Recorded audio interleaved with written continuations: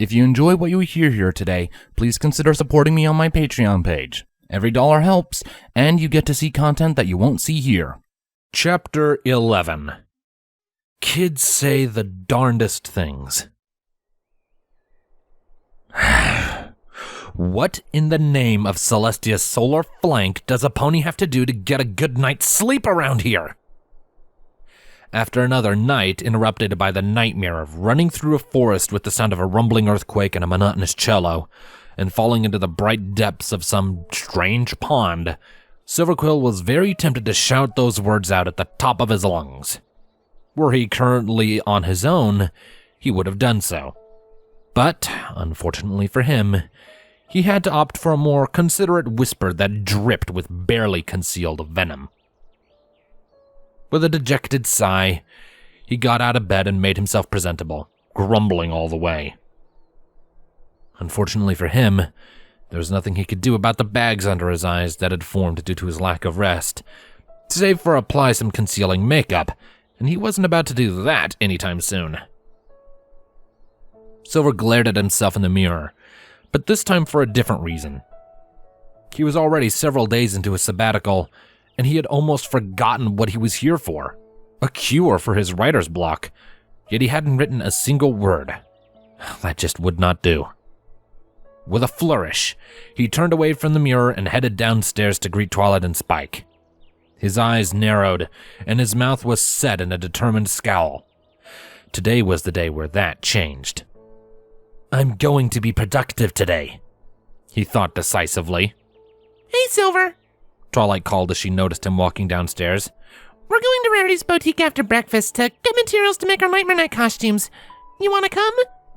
"I'm going to be productive tomorrow," he thought, also decisively. "Sure."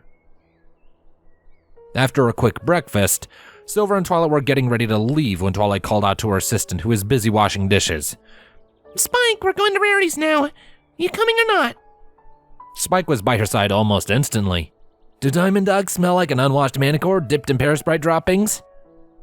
Yes? "Exactly," he said with a decisive nod before he hopped up onto Twilight's back, causing her to chuckle. Silver opened the front door, letting a dragon carrying Twilight walk out before stepping out himself and closing the door behind him.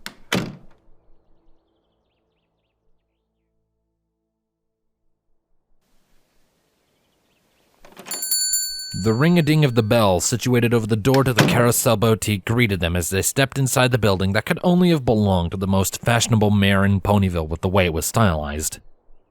Silver found himself wondering what the inspiration for the name was because, as far as he could tell, it didn't resemble a carousel in the slightest. Rarity was quick to greet them with the cheery smile of a pony hoping to make a sale that quickly turned into the one of a pony happy to see her friends. "Welcome to Carousel Boutique, where every garment is chic, unique, and magnifique." She was suddenly by their side with an appraising gaze on her face as she looked at Twilight. "Although you probably knew that already. You're here for the material to make your Nightmare Night costumes, I take it?" Twilight grinned. "You know, it's strange how you always know exactly what I need whenever I come here to make a purchase. How do you do it? You're not spying on me, are you?" She narrowed her eyes in mock suspicion, causing Rarity to laugh lightly. "Perish the thought, dear Twilight. I just happen to have a particularly potent mare's intuition. Nothing more." If you say so. Anyway, I'm gonna go take a look at your selection of fabrics, if you don't mind." Rarity nodded her understanding. "Of course, dear. Take as long as you like." Twilight left Silverquill and Rarity to peruse the selection of the store, much to the displeasure of Spike. He had been oddly fixated on Rarity and wasn't too happy with his stare session being interrupted. Rarity turned her attention back to Silverquill and batted her long, dark eyelashes at him. "Silverquill," she said with a coy smile. "What a pleasure it is to see you again." Silverquill took her hoof in his and gently kissed it in a proper high-class greeting, much in the same way when he had first met her a few days ago. "The pleasure is all mine, Lady Rarity." She chided him gently. Oh, come now, darling. I think we've moved past the point where we must have such formalities with one another. Just call me Rarity. Silverquill couldn't help but raise an eyebrow in surprise. A lady requesting to not be addressed as such? Now I've seen everything. He thought to himself, in Canterlot, a mare would give you a verbal lashing, vicious enough to knock your cutie mark off if you didn't address them in the proper manner. He didn't voice his thoughts on that, though, as he was quite sure that this was already known to Rarity. Instead, he answered with a simple, "If you insist." I do insist, she said with conviction. Now tell me, how has your stay in Ponyville been? So far, Ponyville has been nothing but pleasant. It's a perfect change of pace from the hustle and bustle of the city, especially to get my mind back on my writing. Oh yes, that's right. You're here to get the inspirational ball rolling, so to speak. Rarity sighed. I know what that's like. Having yet to create but not being able to, like there's an impenetrable wall blocking any and all creative processes. Her tone of voice is so somber and dramatic, it almost sounded to Silver that she considered it to be the worst possible thing to happen to some pony. Well, that's nothing a week or so of mental relaxation cannot solve, she finished. Silver nodded wisely. That's what I was told. Although I wish that my brain would hurry up and get back to full capacity. Not being able to write makes me feel strangely empty. She gave him a sympathetic look. I understand completely, darling. She graced him with a sly smile. We are alike, you and I. We feel the burning desire deep within ourselves to create art, be it with thread or ink. When we can't scratch that itch, it irritates us in a way no other itch can. Silver blinked. You have quite a way with words, Rarity. Very true, although most think of me as a bit of a drama queen. She huffed in dissatisfaction. I prefer to think of myself as emotionally eloquent. With one of his characteristic small smiles, Silver nodded. They stood there in amiable silence for a moment or two, and Silver took the opportunity to look around, letting his attention wander from one display to another, admiring the designs. See anything you like? Rarity asked with a hint of amusement. I see a lot that I like, Silver replied. Unfortunately, I've never looked good in a dress, no matter how skillfully made it was. She responded with a light laugh and a gracious nod at his thinly veiled compliment. I'll have to put that to the test sometime, she said with a mischievous little grin. Silver didn't say anything, only shaking his head in mock despair and putting on his best woe is me face, eliciting another chuckle. Well, if you ever do need to look especially spiffy for a night, and wouldn't mind getting stared at by every pony that you crossed, you know who to talk to. Rarity's face quickly changed from one of mirth to one of thoughtfulness. She looked over to where Twilight and Spike were perusing her stores of fabrics and materials for ponies who wanted to make something of their own. Tala was currently trying to disengage Spike from a roll of white satin that he had somehow wrapped around himself, causing him to fall flat over onto his face. He was probably trying to dress up as a mummy or something.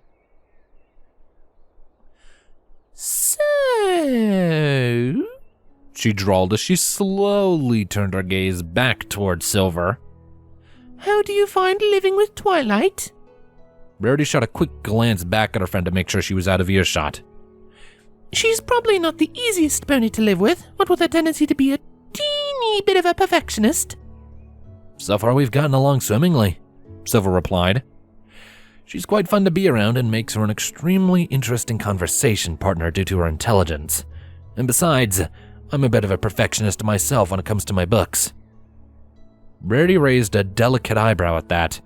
Her interest now piqued. She looked Silverquill straight in the eyes with a meaningful gaze. Is that so? Silver detected a hint of something strange in her voice. Her question was asked almost in a manner that suggested that she was very subtly interrogating him. Her eyes seemed a bit too searching, and her voice a bit too questioning to be natural. He chose to ignore it, however, deciding that it was irrelevant. Yep, a cousin of mine once spilled chocolate pudding on one of my books. He's now terrified of going anywhere near them whenever he sees me. Rarity chuckled. It seems like you and Twilight have a lot in common then. Silver shrugged nonchalantly. I suppose. Rarity's eyes narrowed, and she took a small step towards him as though to examine him more closely. What is she playing at? Silver wondered. A moment of silence passed between them. Eventually, Rarity eased up on her scrutiny and favored him with a small smile under a much less intense gaze. I apologize if I come across as prying, Silver Quill. You just fascinate me is all. I do? Dare I ask why? Rarity flicked her tail as she smirked. Well, it's simple, really. During the entire time that we've been standing here talking, Twilight has looked back at you several times when she would be picking out the materials for her Nightmare Night costume. Not only that, she's been looking at me nervously, as though I were about to... Her eyes got an almost vicious gleam in them. Try something. She quickly brushed a hoof through her curled mane. Not that I would, mind you. I have more tact than that, I would think. I see, Silver said slowly, not really seeing what the fashionista was getting at. And how exactly did you find the time to notice these things? Oh, darling, Rarity said as a mischievous glint reappeared in her eyes. It's my job to notice the fine details, because more often than not, the fine details are what make or break an outfit. Silver blinked. All right. And what do your observations of Twilight have to do with me? Silver asked, hoping that this mirror would just be straightforward for once. Ooh, no, that would be telling. Rarity reached up and patted him on the cheek. I'm sure you'll find out eventually, darling. They were suddenly interrupted by Twilight's voice as she appeared next to them, walking side by side with Spike, who was carrying a tower of different colored fabrics and was desperately trying to balance it. I hope you found everything okay, she said, her tone making it a question. When she got a nod from Twilight, she smiled at her. Good. Now, of course, I'll be expecting no payment, she said pointedly as Twilight was rummaging through her bags for her money. She looked up and opened her mouth to protest, but was quickly cut off by Rarity. She said curtly, putting a hoof to Twilight's mouth and shushing her. I won't allow you to pay a single bit. Besides, these are fairly inexpensive materials, and just seeing the marvelous costume that you'll surely put together will be more than enough. Twilight gave Rarity a grateful nod of her head. Thank you, Rarity. That's very generous of you. Rarity's expression looked a little downtrodden for a moment as she muttered, Although I wish you would have let me make your costume. You have the absolute perfect colors to make the most lovely-looking vampony with just a little eyeshadow and the right gown. She quickly brightened up. But I suppose you'll be wanting to make your own costume of some famous magician, like your last costume of Starswirl the Bearded. Silver had to suppress a burst of laughter as he was assaulted with images of Twilight dressed up as a crotchety old stallion, beard and all. He successfully turned it into a cough, however, not drawing any attention to himself. Right again, Rarity. Twilight laughed as she gave her friend a quick, friendly hug. She then quickly and neatly picked up the fabrics that Spike was carrying, neatly folded them, and tucked them away into her saddlebags. You really do need to teach me how to do that, she said with a wink as the four of them made their way to the door. Rarity chuckled and opened the door with her magic for them before answering. I told you already, dear, she said before locking eyes with Silver Quill, just for a second. It's just Mare's intuition.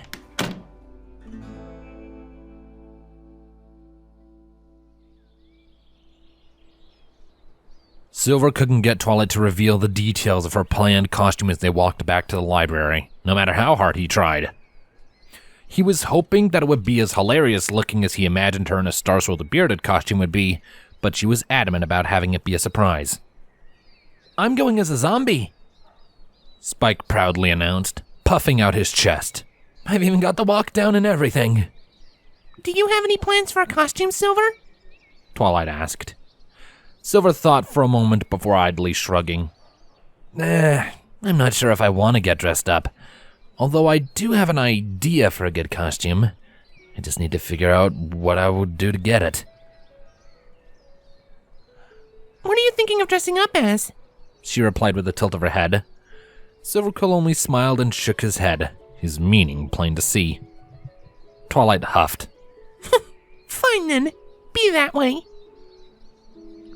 They walked in silence for a few minutes, enjoying the Nightmare Night decorations that ponies had started to put up outside of their homes and shops. Plastic bats hung from roofs and disembodied hooves poked out of the ground next to fake gravestones that had humorous descriptions on them.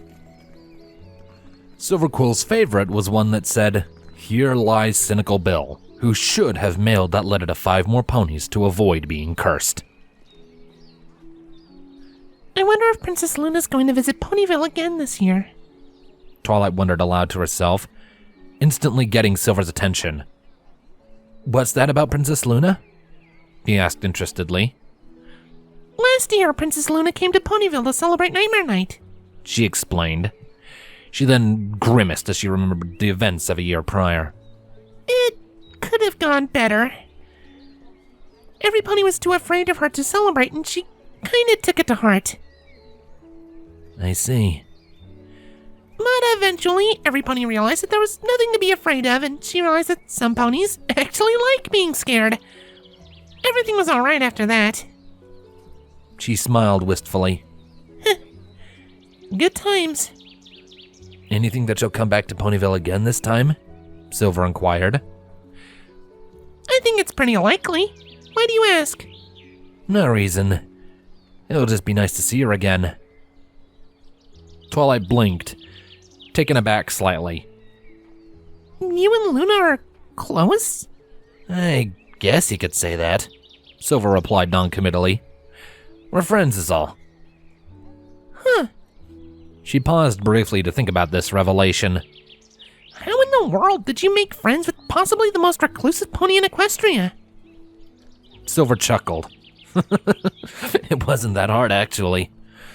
I was sitting in my usual writing spot in the middle of a rarely visited forest in Canterlot at night, like I tend to do, and she approached me, asking why I always returned to that one spot. I told her that I always found it easiest to concentrate there. After that, she started visiting me while I wrote every couple of days. Wow, Twilight muttered. That's really surprising, to be honest. Luna didn't strike me as the type who would just walk up to a pony and strike up a conversation with them. She isn't, Silver said matter-of-factly. It took her about 2 months to talk to me. Wow, Silver, you're really good with the mirrors, ain't ya? Spike commented from Twilight's back with a sly smile. Think you could give me some lessons? Twilight couldn't help but tense slightly at his little quip, interrupting the rhythm of her pace for a fraction of a second. Silver didn't notice it, however, as he was too busy shaking his head at the dragon. Sorry, buddy. You're just gonna have to figure it out just like everyone else, he said with a smirk. Spike folded his arms and huffed. Rats. They arrived at the library shortly after, at around mid-afternoon. Twilight excused herself, saying that she was going to get a head start on making her costume. Spike said he was going to do the same, except instead of doing it in private, so it would be a surprise, he just plopped himself down on the floor of the library with what he needed and set to work. Silver decided to help the little guy, since he had nothing else to do. He could have gotten some writing done, but he already decided that he would be productive the next day. No point in making a schedule if you don't keep to it. I'm probably the most efficient procrastinator I have ever known, he thought with some amusement. Spike was going to dress up as a zombie, so they basically had to make him look as disheveled as possible. They took an old, small, worn-up shirt that fit their purpose, cut some holes in it, making it look even more old and worn out. He put on a ratty brown hat that he had saved especially for such an occasion, and experimented with some face paint, turning the normally cute and innocent face into one filled with ravenous hunger. Or at least that's the way Spike put it. The whole ravenous hunger thing was slightly dampened, however, by Spike giggling while trying to make convincing zombie groan as Silver carefully painted his face a mixture of red, green, and brown. When Silver finished, Spike leapt to his feet and ran to the bathroom to see for himself. Silver heard him cackling as he beheld his adorably terrifying visage in the mirror. Silver only shook his head with a grin. Kids. Silver started cleaning up, putting the strips of cloth cut from the torn shirt in the garbage and putting away the paint and brushes back in the drawer Spike had taken them from. He washed off the specks of paint that stained his hose in the kitchen sink, and then he noticed that Spike was still in the bathroom. "Spike?" he called. "In here," came his voice from the open door. Silver walked over to see the little dragon standing on a stepladder in front of a mirror, posing in various ways with his arms hanging out in front of him and his tongue lolling from his mouth. "You know, you should probably wash that stuff off," Silver commented. Spike stopped his posing to look at Silver with an affronted expression. "Why should I?" he asked. He turned to look back in the mirror and grinned. "I look awesome." "As true as that may be," Silver said as he retrieved a towel. "Do you really want to show Twilight your costume before Nightmare Night? You'll be able to scare him much more if you wait until then." Spike's eyes widened as he contemplated those words. A mischievous, evil little grin broke out on his small face as he dreamed about how scared Twilight would be when she saw him on Nightmare Night, only a few days away. "Ooh, this is going to be good," he muttered as he rubbed his claws together. Silver mentally chuckled as Spike turned on the sink and splashed and rubbed water onto his face, causing the paint to fall into the sink and running down the drain. He then snatched the towel that Silver was holding and dried himself. "Done," he announced. He hopped off the stepladder that he was standing on and followed Silver out of the bathroom. "Now I better get started on my chores." Spike went and retrieved a spirits bottle of cleaning solution and a rag from the cupboard underneath the kitchen sink and started to methodically wipe down the windows. Now, Silver just had to think of something to take up his time. He looked around for a few moments before coming to a decision. He was going to make his own costume, and to do that, he needed to talk to a certain mare.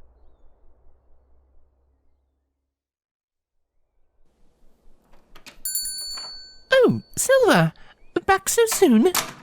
"Hey, Rarity, remember how you told me to come to you if I ever needed to look, as you put it, spiffy?" Yes?"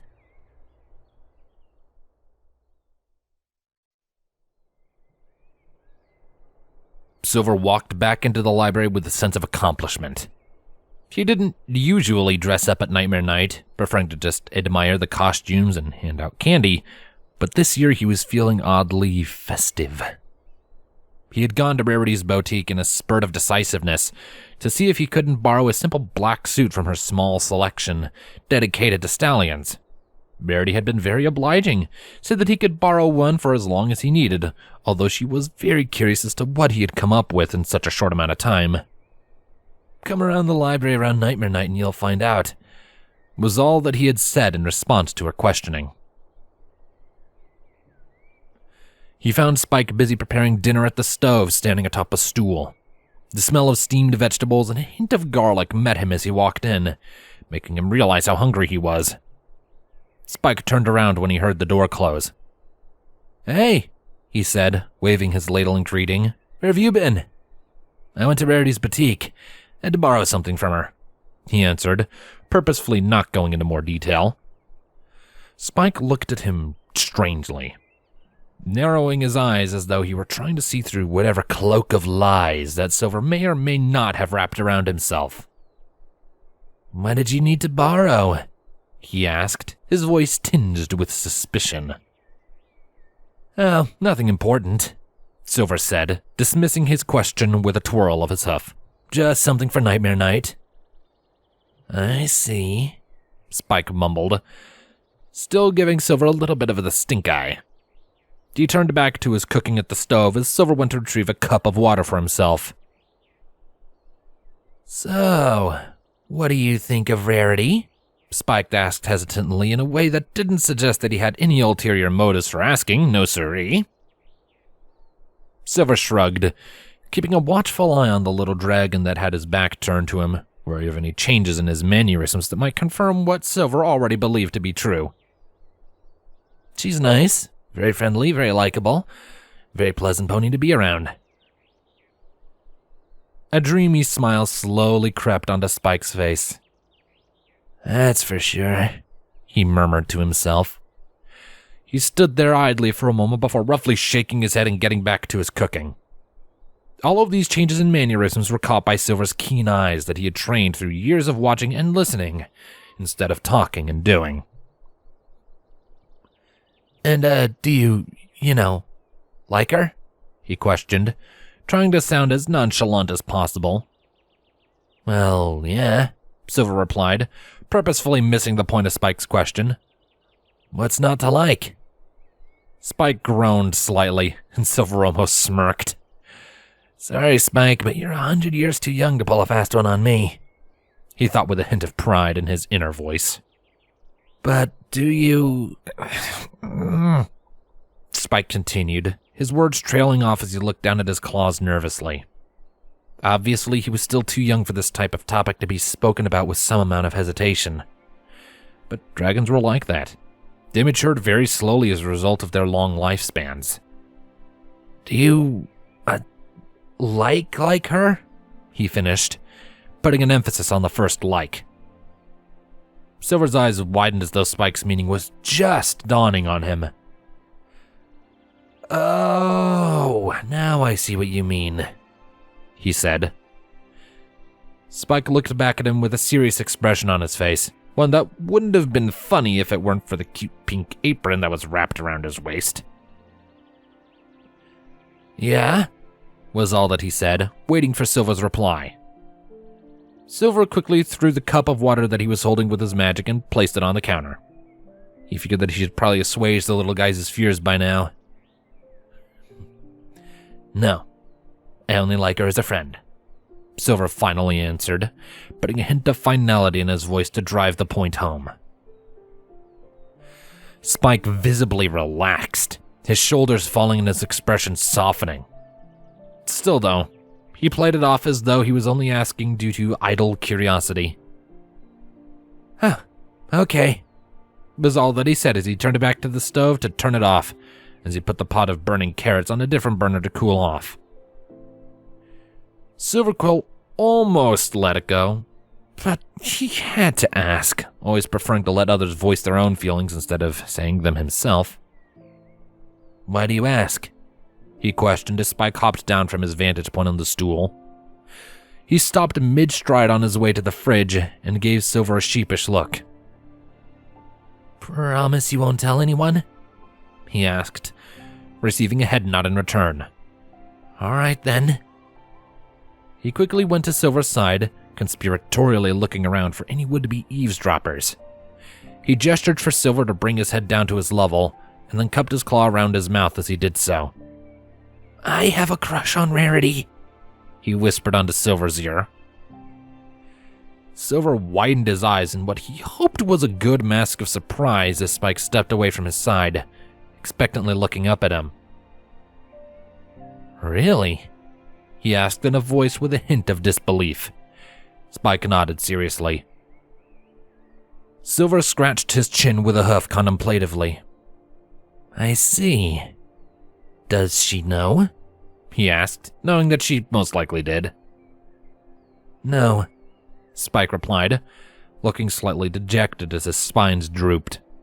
I don't really know how I can tell her either. That's kind of why I asked you if you could give me any tips on mares. Silver couldn't help but feel a little sad for the guy.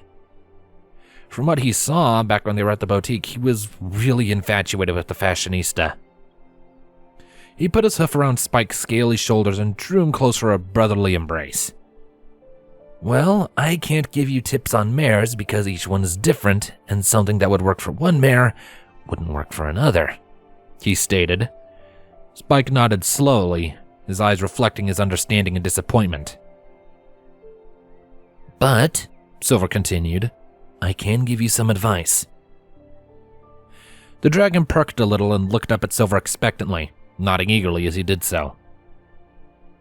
My advice to you, Spike, is to be true to yourself and to Rarity, Silver said wisely, closing his eyes and raising his head for dramatic effect. He never had a younger sibling to impart his older brother advice on, so he was milking this moment for all it was worth, with Spike in the role of the younger brother. Spike's eyes narrowed in confusion, prompting Silver to continue with what he was saying. And by that, I mean you should tell Rarity how you feel, but only when you're ready to. Spike tilted his head, like a puppy dog would when hearing its name being called. It's very difficult to confess your feelings to some pony you like, but eventually it has to be done. Otherwise, you'll have just betrayed your own emotions and spend the rest of your lives asking, what if? And you definitely don't want that. Spike slowly nodded his understanding, his brow furrowing slightly as he pondered Silver's words. Then he looked back up at him with a question on his face. And have you ever done that? Not confessed to a pony you liked, I mean? Silver had to think about that one for a moment before answering. Yes. And I regretted it. So take it from me, Spike. It's much better to have loved and lost than never loved at all.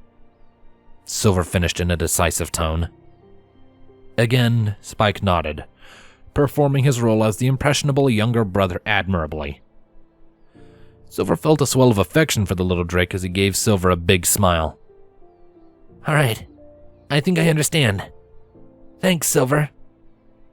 Silver jostled Spike a little bit in his foreleg. Anytime. He withdrew his hoof from around Spike's shoulders, letting him get back to his work. Spike went to the fridge and retrieved 3 ears of corn that he brought to the counter and proceeded to shuck with his claws. So, Silver, tell me about the crush that you had, Spike called from behind his shoulder as Silver was putting away the cup that he had drank from. He blinked in surprise, the question catching him off guard. Why do you want to know? He asked. Spike shrugged indifferently. Dunno, curious. Good enough for him. Well, I was still just a cult, so I can't really remember her that well. That was a lie. She was very cute, and the prettiest maid I've ever seen. True. She liked books just like I did. Also true. Did you ever find out her name? Spike asked. No. I never really spoke to her. Big lie. Oh, that's a shame, he commented. Did you ever see her again? No, I'm afraid not. Bigger lie. But I'd like to someday. She really was something special. Spike nodded, now taking his turn to look wise. I see. Yep, Silver said as he nodded once more, then began to make his way out of the kitchen into the library, figuring that his work was done. A small peal of laughter erupted from the dragon's mouth, as though something funny had just occurred to him. Better not let Twilight hear you talking like that, he said amongst a small fit of giggles. Quoi? It wasn't every day someone said something that stopped Silver right in his tracks. Heck, it wasn't even every year. But with Luna as his witness, Spike had done just that. Why do you say that? Silver inquired, stumbling over his own words briefly. Spike merely shook his head with a smile. I'm just saying, I seen the way she's been looking at you, and I doubt she'd be very happy if she heard you talking about another mare like that.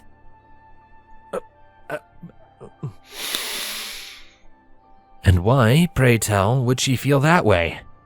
Silver asked very slowly and deliberately, trying to wrap his head around the situation.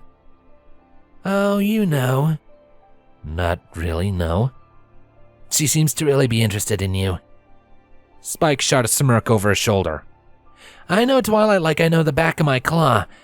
So I can tell that she acts different around you. Spike had underestimated the purple dragon.